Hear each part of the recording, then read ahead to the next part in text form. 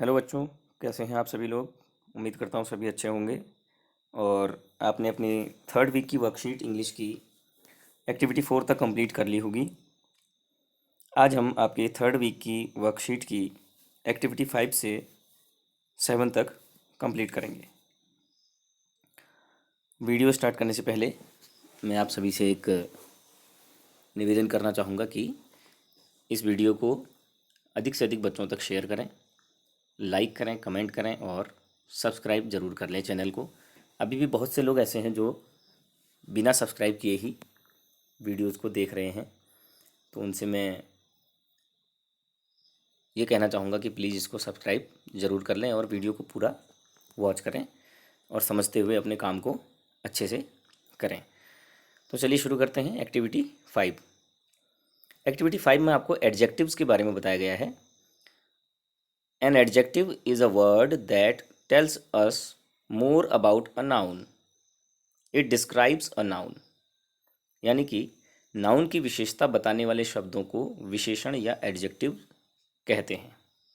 जो नाउन की विशेषता बताता है यानी संज्ञा के बारे में एक्स्ट्रा कुछ हमको बताता है, उसकी विशेषता को बताता है, उसी को विशेषण कहते हैं। नाम से भी पता चलता है हिंदी में विशेषण, इंग्लिश में बोलते हैं एडजेक्टिव्स। एग्जाम्पल्स देखिए। They live in a beautiful house. Beautiful शब्द हाउस की विशेषता बता रहा है। हाउस क्या है, एक नाउन है और उसकी विशेषता बता रहा है ब्यूटीफुल, जो यहाँ पर वर्ड यूज हुआ है वो।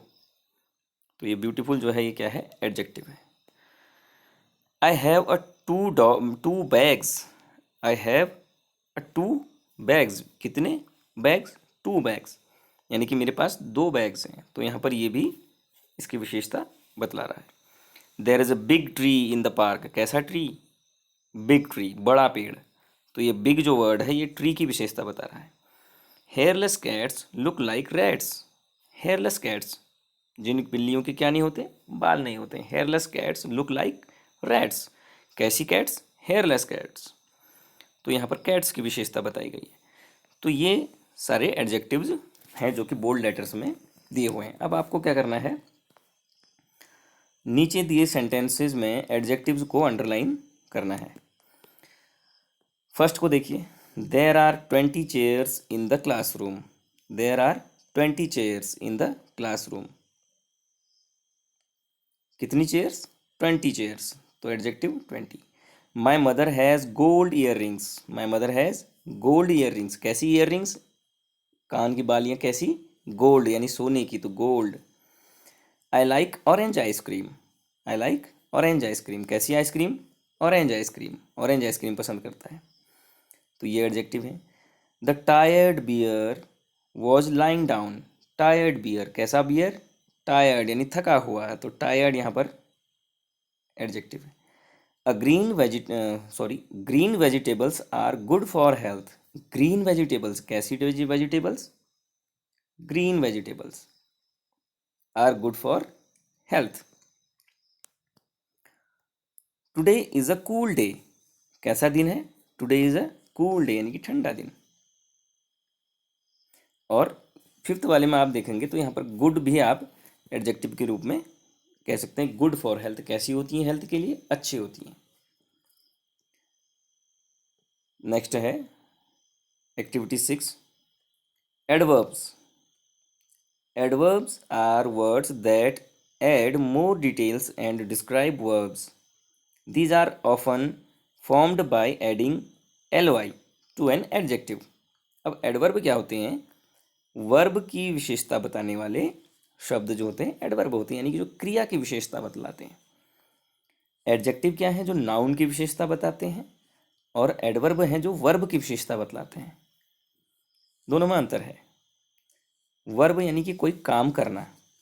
तो यहाँ पे जो एडजेक्टिव्स एडवर्ब्स होते हैं, क्रिया विशेषण जिसको कहते हैं, ये जो एडवर्ब होते हैं ये काम के करने के ढंग को बताते हैं। एक तरह से हम ये देखा जाए तो काम के करने के तरीके को बताते हैं कि किस प्रकार से वो काम किया जा रहा है। तो ये होते हैं एडवर्ब्स। जनरली ये एडवर्ब्स जो होते हैं अक्षर विशेषण एडजेक्टिव में एलवाई जोड़ने से बनते हैं। एडजेक्टिव जो भी होते हैं उनमें एलवाई अगर पीछे से लगा देंगे तो वो एडजेक्टिव क्या बन जाएगा, फिर एडवर्ब बन जाएगा। जनरली ऐसा होता है, हर स्थिति में तो नहीं। तो आगे हम देखते हैं, कुछ एग्जाम्पल्स यहाँ पे दिए हुए हैं। Pilu was very sad, he spoke sadly. Sad, sad क्या है? एडजेक्टिव, लेकिन सैडली क्या बन गया उसका? एडवर्ब।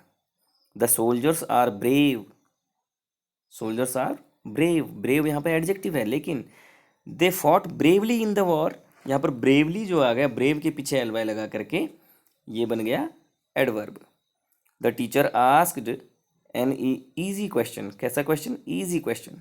ये तो ईजी क्वेश्चन है, तो ये नाउन की विशेषता बता रहा है कि क्वेश्चन कैसा है भाई? ईजी है, तो ईजी जो हो गया एडजेक्टिव। लेकिन the boy answered it very easily, यानी कि आंसर कैसे दिया बच्चों ने? आंसर देना यानी कि कोई वर्ब है, आंसर देना, उत्तर देना, ये एक कार्य है, वर्ब है, तो उसका उत्तर दिया कैसे? ईजीली, यानी कि आसानी से, आसानी से। ऐसे ऊपर वाले में बहादुरी से, कैसे लड़े? बहादुरी से लड़े। कैसे बोली? उदासी से बोली, सैडली। तो ये जो भी आ रहे हैं एल वाई लगा करके क्या बन जा रहा है? एडजेक्टिव से एडवर्ब। तो आप देखेंगे नीचे दिए सेंटेंसेस को ध्यान से देखो और अंडरलाइन किए वर्ड्स में एल वाई जोड़कर खाली स्थान भरो। Our climb up the hill was slow, our climb up the hill was slow, we climbed slowly, तो स्लोली में स्लो के पीछे एल वाई लगा देंगे। The doctor was very gentle, the doctor was very gentle, he spoke gently to the patient, तो gently यहाँ पर gentle के पीछे एल वाई लगा करके जेंटली बन जाएगा। लेकिन ध्यान ये रखना है कि जेंटल में पीछे से ई आया है तो उस ई को हटा देना है, ई नहीं लिखेंगे बल्कि सीधे एल वाई लिख देंगे, इसकी स्पेलिंग का तरीका है। She was very angry, she spoke angrily to us, angrily, angrily में थोड़ा ध्यान दे देंगे क्योंकि वाई में लास्ट में स्पेलिंग में एंग्री में वाई आता है, तो यहाँ पे वाई की जगह पे आई कर देना है, फिर एल वाई लिखना है। क्या करना है? वाई की जगह आई, ANGRILY, angrily. He is a quick worker, he works quickly, इसमें एल वाई लगा देंगे सीधे। The children were very happy, they सैंग and danced happily, happily में भी वही फॉलो करना है जो एंग्री में फॉलो किया था रूल, वाई की जगह है I. The mother's voice was soft, the she sang softly to her child, तो यहाँ पे सॉफ्टली में सीधे सीधे एल वाई लगा देना है। तो ठीक है। अगला है 7th एक्टिविटी, अ प्रीपोजिशन। यहाँ पे प्रीपोजिशन के बारे में बताया जा रहा है। A preposition is a word और phrase that is used before a noun और pronoun to show place, time, direction etcetera.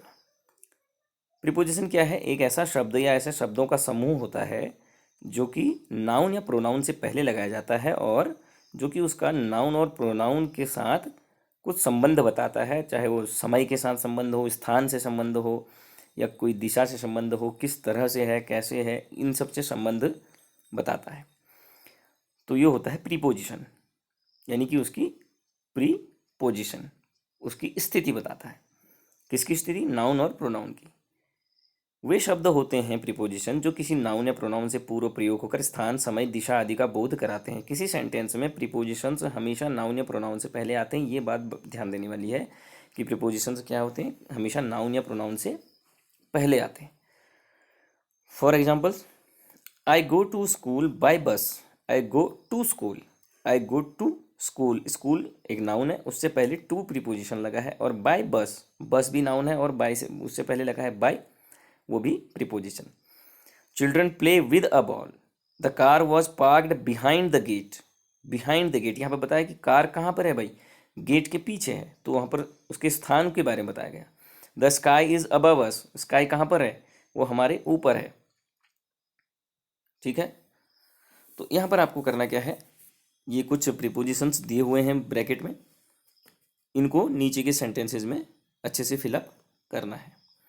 अब देखते हैं, I went to the store with my family, I went to the store with my family. अब मैं आपको दूसरे slide पर लेके चलता हूँ जहाँ पे ये सॉल्व करके मैंने आपको लिए रखे हुए हैं। I went to the store with my family, can you buy me a gift for my birthday, यहाँ पे आ गया for. We have always lived with a lot of pets, with a lot of pets.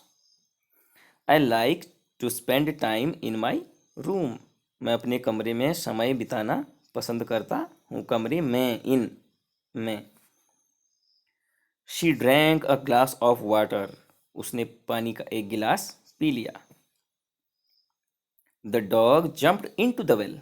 Into, जब किसी गड्ढे में या किसी गहरे स्थान पर छलांग लगाई जाती है तो वहाँ पे कहते हैं इनटू। किसी मीडियम में जब छलांग लगाई जाती है तो वहाँ पे होता है into.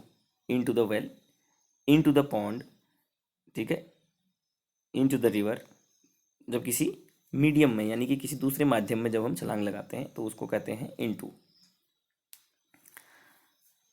The painting was made by my brother. Painting किसके द्वारा बनाई गई? मेरे भाई के द्वारा। बाय मीन्स द्वारा बनाई गई।